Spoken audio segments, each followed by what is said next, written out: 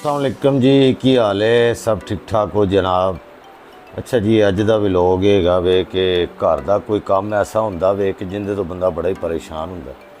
Paint कराई दा बार बार इस कमरे दे विच ना, ते वो पापड़ जे बन के थल्ले डिग जाते हैं, सीमट भी पौधा रहिंदा। बस इहदा कोई हालत बहुत ही ख़राब हो चुकी है घर की ना। मैं तो थक गया हूँ करा करा के जनाब, पेंट ते प्लस्तर। तो ऐतका सोचा कि जड़ियाँ PVC शीटां होंदियां ने जड़ियां लगदियां कमरे वो लवाइयां जान। तो हुण उन्हां दा पता करने कि की हिसाब किताब है, साडे बारे च भी है कि नहीं है, क्योंकि पेंट का भी जिहड़ा कोई 10-12 हज़ार रुपया खर्चा हो जाता, तो फिर 4-6 महीनों बाद वही फुल के फिर डिग पैंदा पेंट पूट। दहाना तुहानूं की कंडीशन देख रहे हो जी। लो जी, यह हालत हो जाती जे हर कोई साल दे विच। ਇਹ देखो इंज ਹੁੰਦਾ सीमेंट जिमें उतर के ना आप ही डिगी जाता। सलाब जी नमी होंगी है ना, इनका कोई हल नहीं। बड़े इलाज कराए ने मैं, पर इनका कोई इलाज नहीं। उत्ते भी कराया सी मोटा दाने वाला, लेकिन कोई फ़ायदा नहीं होया। दूसरी दीवार है जी, इनका भी हालत देख लो। फिर नमी जी बड़ी है, इनका कोई हल हुल नहीं है।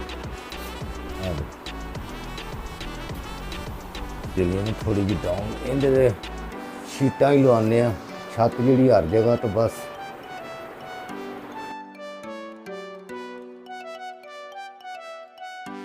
शीट होंगी जी। इस दीवार ते बस कुछ पीस लाए ने, इन्ना भी यही हाल है दीवार का। देखो ना पिछों जूड़ ला के मैंने थोड़ा जहा कवर किया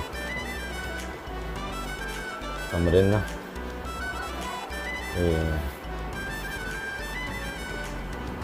बस इस तरह ही कवर किया जी, जोड़ ला के ना।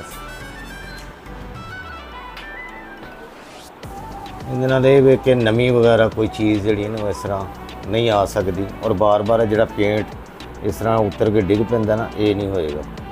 चलने मार्केट ज़रा रेट रूट पता करिए कि हिसाब किताब कोई लगता भी है या नहीं, क्योंकि महंगाई जिन्नी को हो चुकी है ना, अपना तो हिसाब मुश्किल लगता, लेकिन फिर भी पता करन झज को नहीं। तो अल्लाह मालक ही ये हर घर के मसले मसाइल है ने। कोई भी घर का काम कराना हो ना, वो बंदे ने बड़ा औखा होकर कराना होंदा वे, क्योंकि तनख्वाहां या जो भी कोई अपना कोई छोटा मोटा कारोबार करते हैं उन्होंने लिए तो बड़ा मुश्किल होंदा कि घर की कोई चीज़ खराब हो जाए, या कोई washing machine, TV, fridge, microwave, इस्त्री, तो लैनी स्यापा होंदी साडे लिए चीज़ां। तो या यहो जे काम निकल आन, कोई मोटर सड़ गई, कोई टैंकी खराब हो गई है, तो कोई दीवारां खराब है, पेंट होना। तो अजकल के दौर ही तो तुहानूं पता भी मैं ही नहीं कला, हर बंदे लिए ये परेशानी है अज। अल्लाह ताला सब नूं बहुता दवे और रिज़क दे कारोबार च बरकत पावे, ताकि किसी लिए परेशानियां ना बन। बहरहाल एक काम बड़ा ज़रूरी है जे ये करवाना। इंशाअल्लाह ताला कोई ना कोई अल्लाह ताला सबब बनाएगा। तो ये ज़रूर है ये काम भी, क्योंकि काफ़ी अरसे तो रुकिया है। मैं बड़ी देर की कोशिश करन दिया। हुण वाइफ ने कहा जी कुछ पैसे मैं थोड़े बहुते जोड़े है ना, कमेटी पाई। तो यहो जे काम तुहानूं पता साडे वर्गे माड़े ना कमेटियां च करांदे। इन्हूं भी 2 साल हो गए ने तकरीबन, लेकिन ये बिल्कुल उस तरह ही जिस तरह मैं लाया सी। ये मैं टैसट किया कि वाकई ये सही काम करता भी है कि नहीं। तो हुण कुछ वाइफ पाएगी पैसे अपने कमेटी के, तो कुछ मैं पावांगा, तो रल मिल के काम करा लांगे। इस तरह ही होंदे ने घरां दे काम भाजी। फिलहाल तो पता करिए जाके कि रेट की मंगते हैं भाजी। लो जी, असी आ चुके हैं मुल्तान चुंगी स्टाफ के उत्ते, तो हुण चलने इन्हां को जाके रेट शेट पुछने की रेट है नहीं। अस्सलाम वालेकुम जी। अच्छा जी, ये PVC ये किस तरह दे रहे हो शीट? 400 का पैनल है। 450 का पैनल है। कितने फुट का है जी? 9.5 बाई 9.5 साढ़े हाइट है, 9.5 इंच की विड्थ है। अच्छा, 9.5 इंच विड्थ है। स्टैंडर्ड साइज आता है पैनल का, नॉर्मल जो है। अच्छा ठीक है। तो वैरायटी इतने काफ़ी है जी। हाँ जी, अल्हम्दुलिल्लाह। वैरायटी 5 कंपनी का स्टॉक है हमारे पास। अच्छा जी, 5 कंपनियां का इन्हों को स्टाक है, मुख्तलिफ ब्रांड्स जोड़े है। तो डिज़ाइनिंग इन्होंने कोल काफ़ी लगी है, तो डिज़ाइन तो दिखाने जी।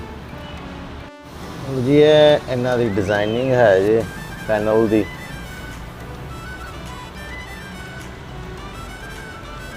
ਕਾਫੀ ਵੈਰਾਈਟੀ ਜਿਹੜੀ ਹੈ ਨਾ ਇੱਥੇ ਦਸਤਿਆਬ ਹੈ। ਕਾਫੀ ਵੱਡੀ ਜਿਹੜੀ ਹੈ ਨਾ ਇਹਨਾਂ ਦੀ ਸ਼ਾਪ ਹੈਗੀ ਹੈ ਔਰ ਬਹੁਤ ਅੱਛੇ ਡਿਜ਼ਾਈਨ ਨੇ। ਮੈਨੂੰ ਵੈਸੇ ਇਹ ਡਿਜ਼ਾਈਨ ਅੱਛਾ ਲੱਗ ਰਿਹਾ ਕਿਉਂਕਿ ਲਾਈਟ ਹੈ ਔਰ ਹਰ ਕਲਰ ਦੇ ਪਰਦੇ ਇਹਦੇ ਨਾਲ ਚੱਲ ਜਾਣਗੇ। ਹਰ ਕਲਰ ਦਾ ਫਰਨੀਚਰ ਇਹਦੇ ਨਾਲ ਕਿਉਂਕਿ ਵਾਈਟ ਹੈ ਔਰ ਥੋੜਾ ਜਿਹਾ 골ਡਨ। ਬਾਕੀ ਇਹ ਥੋੜੇ ਡਾਰਕ ਹੋ ਜਾਂਦੇ ਨੇ, ਇਹ ਫਿਰ ਇਹਦੇ ਨਾਲ ਸਪੈਸੀਫਿਕ ਜਿਹੜੀਆਂ ਨਾ ਤੁਹਾਨੂੰ ਚੀਜ਼ਾਂ ਲੈਣੀਆਂ ਪੈਂਦੀਆਂ ਨੇ। ਜਿਸ ਤਰ੍ਹਾਂ ਇਹ ਹੈਗਾ ਨਾ ਲਾਈਟ ਕਲਰ, ਇਸ ਤਰ੍ਹਾਂ ਦੇ ਕਲਰ ਦੇ ਨਾਲ ਹਰ ਕੋਈ ਚੀਜ਼ ਚੱਲ ਜਾਂਦੀ ਹੈ। ਬਾਕੀ ਇਹ ਜਿਹੜਾ ਵੇ ਇਹ ਬਹੁਤ ਜ਼ਿਆਦਾ ਹੋ ਜਾਂਦਾ ਹੈ ਕਿ ਇਹ ਮਤਲਬ ਟੀਵੀ ਲਾਉਂਚ ਵਗੈਰਾ ਜਾਂ ਇਸ ਤਰ੍ਹਾਂ ਦੀ ਜਗ੍ਹਾ 'ਤੇ ਬੈਡਰੂਮ ਦੇ ਵਿੱਚ ਕੰਜਸਟਿਡ ਹੋ ਜਾਂਦਾ। ਡਾਰਕ ਕਲਰ ਇਸ ਤਰ੍ਹਾਂ ਦੇ ਲਾਈਟ ਜਿਹੜੇ ਕਲਰ ਨੇ ਨਾ ਇਹ ਬੈਡਰੂਮ ਦੇ ਵਿੱਚ ਜ਼ਰਾ ਅੱਛੇ ਲੱਗਦੇ ਹੈਗੇ ਨੇ, ਲਾਈਟ। ਇਹ ਪਸੰਦ ਆਈ ਇਹਨਾਂ ਦੇ ਕੋਲੋਂ ਜੀ, ਇਹ ਜਿਹੜੀ ਹੈ ਔਰ ਦੂਸਰੀ ਇਹ ਵਾਲੀ। ਇੱਕ ਦੀਵਾਰ 10 ਫੁੱਟ ਬਾਏ 9.5 ਦੀ ਹੈ ਤੇ ਦੋ ਦੀਵਾਰਾਂ ਜਿਹੜੀਆਂ ਨੇ 11 ਫੁੱਟ ਦੀਆਂ ਹੈਗੀਆਂ। ਤਕਰੀਬਨ ਤੁਹਾਡਾ 430 ਰੁਪਏ ਰੇਟ ਅਗਰ ਲਗਾਉਂਦੇ ਨਾ, ਹਾਂਜੀ 26 ਤੋਂ 27000 ਰੁਪਏ ਬਿੱਲ ਬਣੇਗਾ। ਅੱਛਾ ਜੀ, 26 ਤੋਂ 27000 ਜੀ। 11 ਫੁੱਟ ਦੋ ਦੀਵਾਰਾਂ ਨੇ, ਇੱਕ 10 ਫੁੱਟ ਦੀ। 40 ਤੋਂ 41 ਪੈਨਲ ਲੱਗਣੇ ਤੁਹਾਡੇ ਅੱਛਾ ਜੀ, ਤੇ ਤਕਰੀਬਨ 15 ਤੋਂ 20 ਗੋਲੇ ਲੱਗਣੇ ਨੇ। ਠੀਕ ਹੈ। ਅਗਰ ਕੋਈ ਗੋਲਾ ਸ਼ੀਟ ਪਾ ਜਾਣਾ ਤੁਹਾਡਾ ਕੰਮ। ਅੱਛਾ, ਗੋਲਿਆਂ ਦੇ ਅਲੱਗ ਚਾਰजेस ਨੇ ਜਾਂ? ਚੀਜ਼ ਜਿੰਨਾ ਲੱਗਣਾ ਹੈਗਾ, ਫਿਰ ਆ ਜਾਂਦੇ ਕਲੰਪ ਲੌਕ ਦੇ ਪੈਕੇਟ, ਉਸ ਤੋਂ ਬਾਅਦ ਲੇਬਰ, ਫਿਰ ਕੈਰੇਜ। ਅੱਛਾ ਜੀ, ਚੀज़ें कलेक्ट होकर फिर बिल बनता है। ਅੱਛਾ ਠੀਕ ਹੈ। ਕਿੰਨਾ ਦੱਸਿਆ ਤੁਸੀਂ? तकरीबन 27 ਤੋਂ 28 ਹਜ਼ਾਰ ਰੁਪਏ ਬਣੇਗਾ ਤੁਹਾਡਾ। ਅੱਛਾ, ਇਹਨਾਂ ਕੋਲ ਐਸਟੀਮੇਟ ਲਗਵਾਇਆ ਹੈ ਤੇ ਇਸ ਕਮਰੇ ਦੇ ਵਿੱਚ ਕਿਉਂਕਿ ਇੱਕ ਦੀਵਾਰ ਤੇ ਉਹ ਨਾ ਹੋਣ ਦੇ ਬਰਾਬਰ ਹੈ ਤੇ 3 ਦੀਵਾਰਾਂ ਦਾ ਰੇਟ ਜਿਹੜਾ ਨਾ ਤਕਰੀਬਨ 27,000 ਰੁਪਇਆ। ਹਰ ਚੀਜ਼ ਫਿਟਿੰਗ ਕਰ ਕੇ ਕਲੰਪ ਸ਼ਲੰਪ ਬਾਰਡਰ ਹਰ ਚੀਜ਼, ਔਰ ਜਿਹੜੀ ਚੀਜ਼ ਉਹਦੇ 'ਚ ਵਧੇਗੀ ਉਹਦੇ ਪੈਸੇ ਵਿੱਚੋਂ ਇਹ ਕੱਟ ਦੇਣਗੇ। ਠੀਕ ਹੈ ਜੀ। ਇੱਕ ਅੱਧੀ ਹੋਰ ਸ਼ਾਪ ਦੇ ਉੱਤੋਂ ਪਤਾ ਕਰ ਲੈਂਦੇ ਹਾਂ ਤੇ ਫਿਰ ਇਨਸ਼ਾਅੱਲਾ ਤਾਲਾ ਤੁਹਾਡੇ ਨਾਲ ਕਾਰਡ ਲੈ ਕਰ ਸਰ, ਇਹਨਾਂ ਦਾ ਕਾਰਡ ਹੈ ਜੀ। 7 days ਬਟਾ 24 ਆਵਰਸ। ਠੀਕ। ਉੱਥੇ ਜਿੰਨੀ ਉੱਥੇ ਬਹੁਤ ਵੱਡੀ ਮਾਰਕੀਟ ਹੈ ਜੀ, ਜਿੱਥੋਂ ਮੁਲਤਾਨ ਰੋਡ ਦੇ ਉੱਤੇ ਵੀ ਹੋਰ ਵੀ ਬੜੀਆਂ ਜਗ੍ਹਾ 'ਤੇ ਹੈਗੀਆਂ ਮਾਰਕੀਟਾਂ ਇਹਨਾਂ ਦੀਆਂ ਬਣਾਇਲ ਜਿਹੜੀਆਂ ਸ਼ੀਟਾਂ ਹੁੰਦੀਆਂ ਨੇ ਤੇ ਸਭ ਦੇ ਰੇਟ ਤਕਰੀਬਨ ਮਿਨੀਮਮ ਜਿਹੜਾ ਕੋਈ ਦੱਸਿਆ ਕਿਸੇ ਨੇ। ਬਹੁਤ ਸਾਰੀਆਂ ਮੈਂ ਦੁਕਾਨਾਂ 'ਤੇ ਫਿਰਿਆ ਲੇਕਿਨ ਇੰਨਾ ਵੱਡਾ ਵਲੋਗ ਬਣਾਉਣਾ ਤੁਹਾਡੇ ਕੋਲ ਵੇਖਣ ਲਈ ਵੀ ਟਾਈਮ ਨਹੀਂ ਹੁੰਦਾ ਫਿਰ, ਤੇ ਮੈਂ ਕੋਈ ਉਹਦੀ ਮਾਰਕੀਟਿੰਗ ਤੇ ਕਰਨੀ ਨਹੀਂ ਹੈਗੀ। ਮੈਂ ਤੇ ਆਪਣੇ ਘਰ ਵਾਸਤੇ ਪਤਾ ਕਰਨ ਗਿਆ ਸੀ ਤੇ ਇਸ ਲਈ 430 ਤੋਂ ਲੈ ਕੇ ਇੱਕ ਸ਼ੀਟ, ਯਾਨੀ ਦੀ ਫਿਟਿੰਗ ਦੇ 50 ਲੈਦਾ ਇੱਕ ਸ਼ੀਟ ਦੇ, ਤੇ ਬਾਕੀ ਜਿਹੜੀਆਂ ਚੀਜ਼ਾਂ ਨਾਲ ਲੱਗਦੀਆਂ ਨੇ ਕੋਈ ਪੇਚ ਨਟ ਇਹ ਉਹ ਜੋ ਉਹ ਕਿਲਕੁਲ ਉਹ ਲੈਦਾ ਤੇ ਬਾਰਡਰ ਯਾਨੀ ਉਹਦੇ ਲੈਦਾ ਹੈਗੇ ਨੇ।